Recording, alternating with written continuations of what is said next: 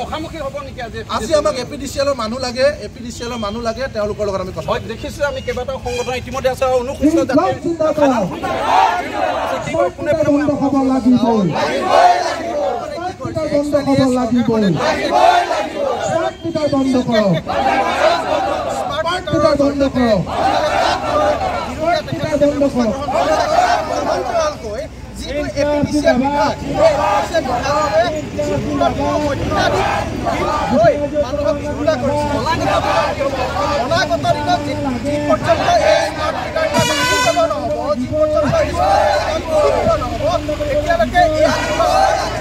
নমস্কাৰ মই উৎপল দাস আৰু আপোনালোকে চাই আছে এনি ভাৰত আৰু আপোনালোকক জনাবলৈ পাই মই বহুত সুখী হৈছোঁ যে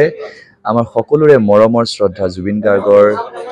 গীতসমূহৰ ভিত্তিত এটা খুব সুন্দৰ ৰিয়েলিটি শ্ব' এনি ভাৰতে আয়োজন কৰিছে জুবিনৰ গানে কি আনে